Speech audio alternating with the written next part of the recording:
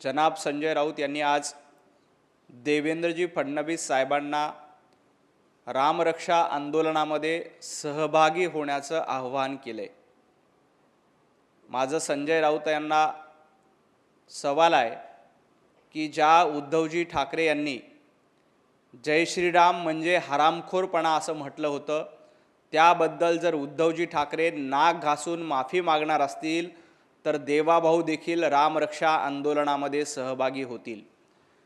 ज्या काँग्रेसनं प्रभू रामचंद्रांचं अस्तित्व नाकारलं, त्या काँग्रेसच्या मांडीला मांडी लावून बसून उद्धव ठाकरे यांनी राजकारण केलं, त्याबद्दल उद्धवजी ठाकरे आणि संजय राऊत नाक घासून माफी मागणार असतील तर देवाभाऊ देखील रामरक्षा आंदोलनामध्ये सहभागी होतील।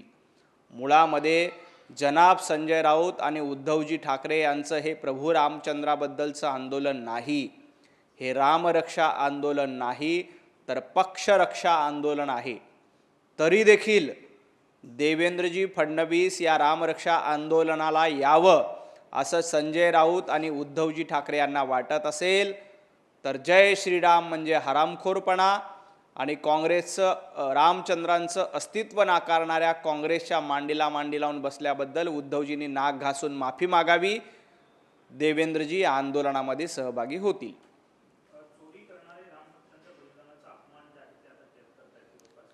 मुळामध्ये संजय राऊत तुम्ही सातत्यानं प्रभू रामचंद्रांचा अपमान केला, प्रभू रामचंद्रांचं अस्तित्व नाकारलं। एवढंच नाही तर मंदिर वही बनाएंगे तारीख नहीं बताएंगे म्हणून राम मंदिर आंदोलनाची खिल्ली उडवली।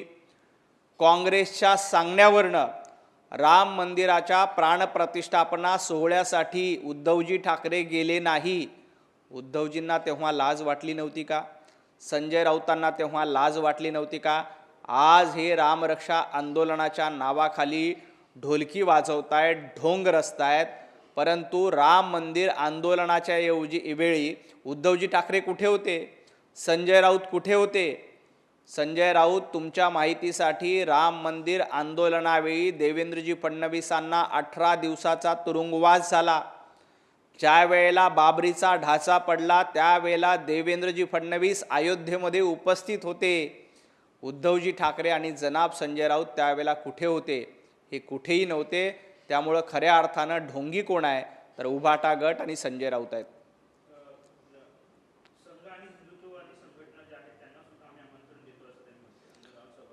मुळामध्ये तुम्ही संघ आणि हिंदुत्ववादी उरला नाहीत, तुम्ही ढोंगीवादी झालेला आहात।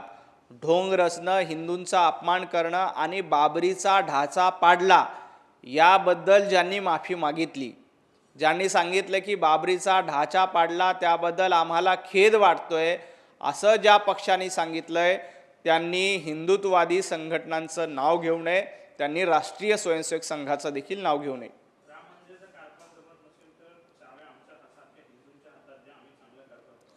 मुळामध्ये संजय राऊत, तुमच्या हातात चाव्या दिल्यानंतर त्याचं काय झालं होतं हे महाराष्ट्रानं बघितलंय। पत्राचाळीच्या चाव्या संजय राऊतांच्या हातामध्ये दिल्या, करोडो रुपयाचा घोटाळा संजय राऊतांनी केला। कोविडच्या काळामध्ये महाराष्ट्र चालवण्याच्या चाव्या संजय राऊत तुमच्या हातामध्ये दिल्या होत्या। खिचडीमध्ये देखील तुम्ही घोटाळा केला, कफन चोरीमध्ये देखील घोटाळा केला। महाराष्ट्र चालवण्यासाठीचा कारभार आणि त्याच्या चाव्या उद्धवजी ठाकरेंच्या हातामध्ये दिला। रोज 100 कोटी वसुलीचं टार्गेट यांनी दिलं। त्यामुळं तुमच्या हातात चाव्या दिल्यानंतर महाराष्ट्र कसा लुटला, मुंबई कशी लुटली हे देशाने बघितलंय। आणि संजय राऊत काय म्हणतात की आमच्यासारख्या हिंदुत्वाच्या ताब्यात। संजय राऊत, तुमचा आणि हिंदुत्वादाचा संबंध काय?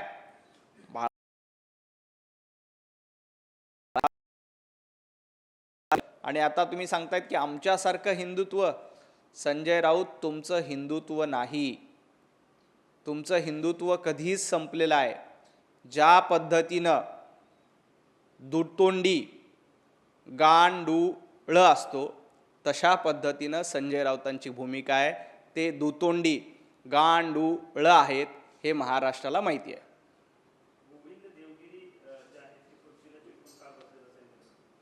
मुळामध्ये राम मंदिराच्या प्रकरणामध्ये जे कोणी दोषी असतील त्यांच्यावर कारवाई केली गेली आहे, अटक केली गेलेली आहे। ज्यांनी घोटाळा केला आहे त्यांच्याकडे पैनापै वसूल केली जाईल, कुणालाही सोडलं जाणार नाही। प्रत्येकाकडनं राम भक्तांचा अपमान करणाऱ्यांनाही सोडलं जाणार नाही आणि दानपेटीमध्ये ज्यांनी अशा पद्धतीची चोरी केली त्यांना देखील सोडलं जाणार नाही।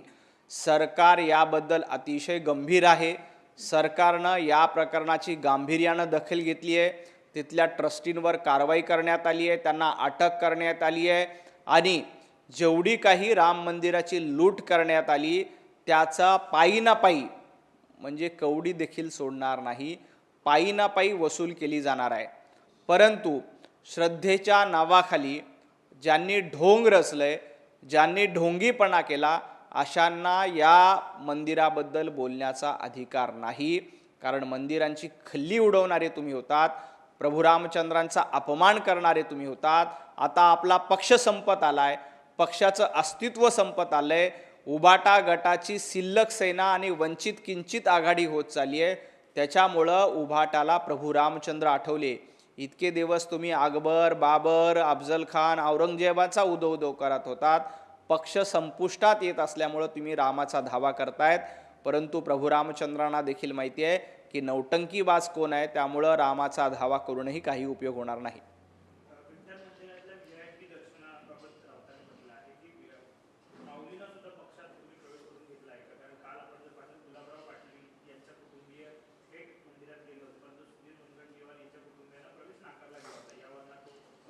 मुळामध्ये विठू माऊलीबद्दल अशा पद्धतीचे शब्द वापरणं संजय राऊतांना लाज वाटली पाहिजे।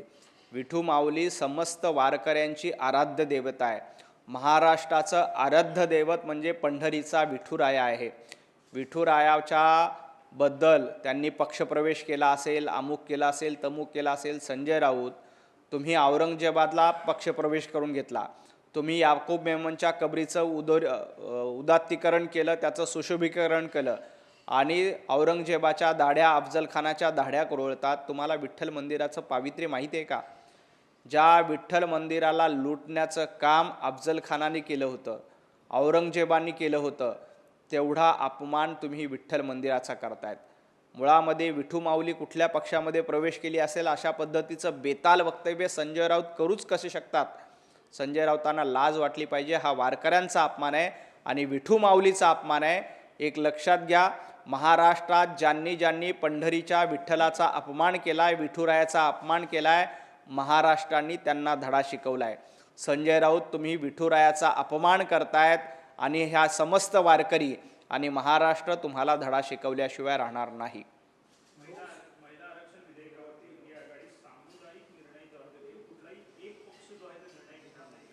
मुळामध्ये संजय राऊत, इंडिया आघाडीचं अस्तित्व तरी उरले का? इंडिया आघाडीच्या ठिकऱ्या उडालेल्या आहेत। संजय राऊतांना एवढंच सांगायचंय, काल सुप्रियाताईंनी आपली भूमिका स्पष्ट केली। इंडी अलायन्समध्ये काँग्रेस आणि उभाटा गट हे दोनच पक्ष शिल्लक राहतील आणि काही दिवसानंतर उभाटा गटाला काँग्रेसमध्ये विसर्जित करावं लागेल।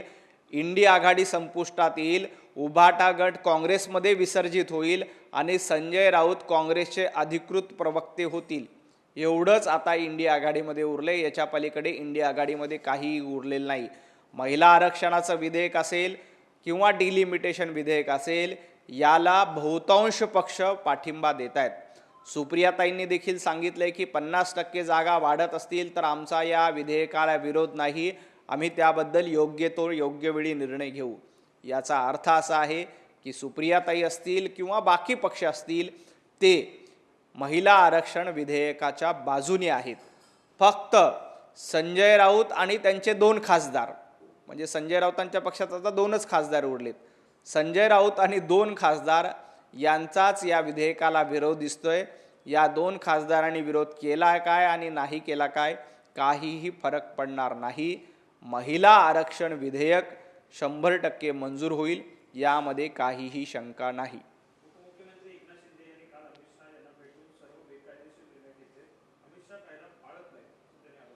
मुळामध्ये कायद्याची भाषा संजय राऊतांनी करू नये आणि उद्धवजींनी देखील करू नये। कायदा काय असतो हे अमित भाईंना माहिती आहे। 370 कलम रद्द करून कायदा कसा चालवतात, ट्रिपल तलाक रद्द करून कायदा कसा अंमलबजावणी केले जातो आणि बांगलादेशच्या जमिनीवर फेन्सिंग करून देशच्या जमिनीवर फेन्सिंग करून कायद्याचं राज्य कसं आणायचं आहे, काश्मीरमधली दगडफेक रोखून कायदा सुव्यवस्था कशी टिकवायची, हे अमित भाईंनी देशाला दाखवून दिले. अमित भाई सच्चे देशभक्त आहेत. ते कायदेशीर मार्गाने चालवतात. तुमच्यासारखं बेकायदेशीर वागणूक करणं, मंत्र्यांना अटक करणं, पत्रकारांना अटक करणं, लोकांची घरं पाडणं, 100 कोटी वसुली करणं, हा धंदा संजय राऊत आणि उद्धवजींचा आहे. त्यांनी इतरांना शहाणपण शिकवू नये.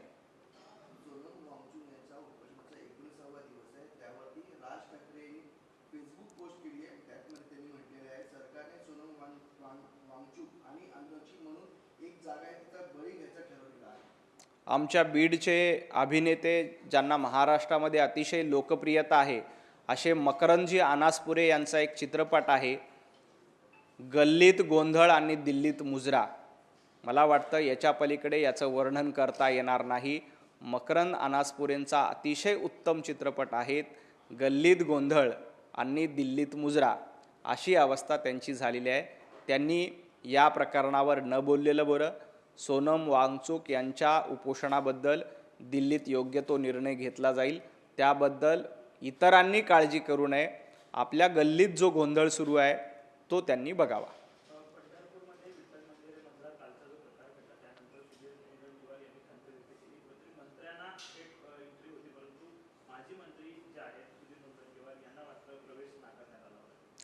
मुळामध्ये काहीतरी गैरसमजातून हा प्रकार घडलेला असेल. त्याबद्दल मला जास्तीची माहिती नाही. मी माहिती घेऊन आपल्याला सविस्तर प्रतिक्रिया देतो. खूप खूप धन्यवाद. उपसभापती सचिन अहिर यांना भाजप प्रदेशाध्यक्ष रवींद्र चव्हाण यांचा रायगड बंगला न देता सुनीती फ्लॅट दिला आणि त्यामुळे कुठेतरी सचिन अहिर हे नाराज झालेले दिसत आहेत. त्यांच्याकडनं एकनाथ शिंदे यांच्याकडे देखील तक्रार केली जाणार आहे. कुठेतरी महायुतीमध्ये वादाची ठिणगी पडताना दिसते का? कुठे एकूणच नाराजी नाट्य दोन्हीकडे दिसतात. अशा छोट्या गोष्टीवरून कुठेही महायुतीमध्ये नाराजी नाट्य होण्याचं कारण नाही. बंगले अलॉट करणं हे सामान्य प्रशासन विभागाचं काम असतं. मुख्यमंत्री देवेंद्रजी फडणवीस साहेबांच्या अखत्यारीत हा सामान्य प्रशासन विभाग काम करतो. त्यामुळं यावर तोडगा काढला जाईल. कुठेही या गोष्टीवरून महायुतीमध्ये मतभेद होतील अशी स्वप्न काही लोक बघत असतील तर त्यांना स्वप्न बघण्याचा पूर्ण अधिकार आहे. अशा गोष्टीची स्वप्न ही वर्षानुवर्षी ही लोक बघतायत की महायुतीमध्ये थिणगी पडावी, मग त्यात आमचं काहीतरी भलं व्हावं, अशी अपेक्षा करणं हे मुंगेरी लाल के हसीन सपने आहेत. काही काळजी करू नका. सचिन अहिर असतील, एकनाथजी शिंदे असतील, आम्ही सगळे एकत्रपणे काम करतोय. अशा पद्धतीच्या थिणग्या टाकल्याने काहीही होणार नाही.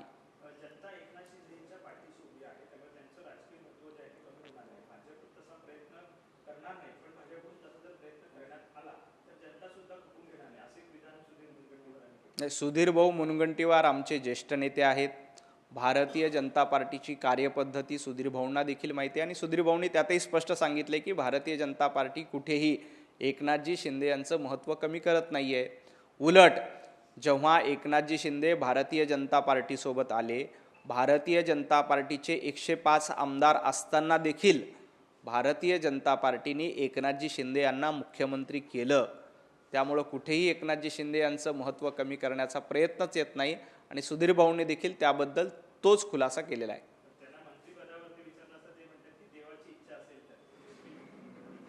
नाही, सुधीर भाऊंच्या मंत्रिपदाबद्दल योग्य वेळी केंद्रीय पार्लमेंटरी बोर्ड आमचा निर्णय घेत असतो आणि मंत्री कुणाला करायचा हा सर्वस्वी अधिकार मुख्यमंत्र्यांचा असतो. तो मला वाटतं आपण मुख्यमंत्र्यांकडे अबाधित ठेवला पाहिजे. त्यांनी योग्य सूचना केली की देवाला काळजी आहे आणि देव योग्य वेळी काळजी घेईल. खूप खूप धन्यवाद.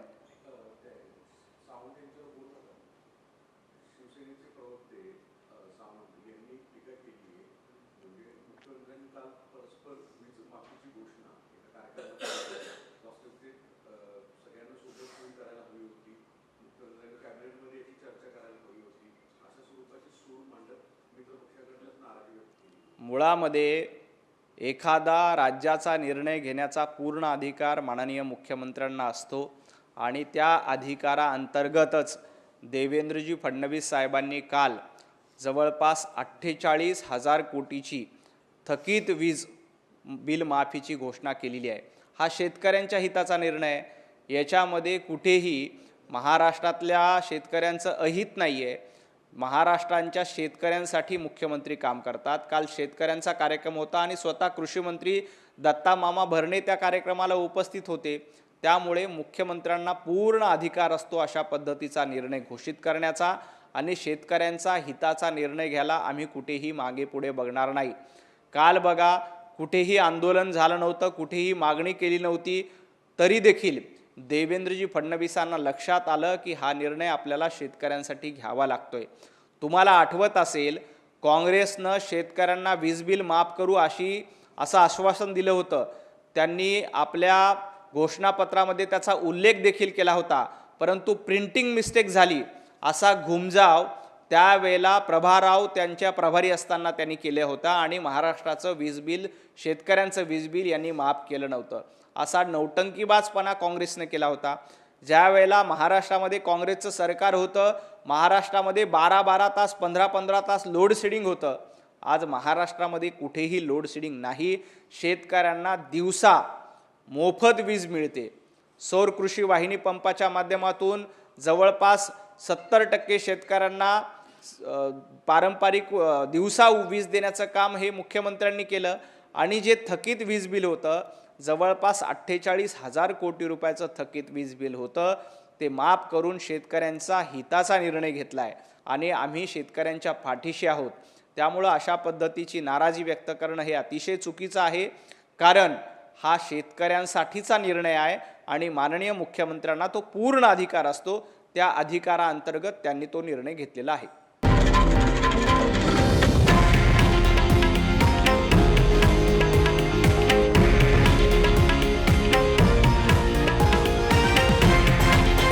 हे आहे देशातील नंबर 1 न्यूज नेटवर्क आणि आपण पाहत आहात TV9 मराठी, एकमेव.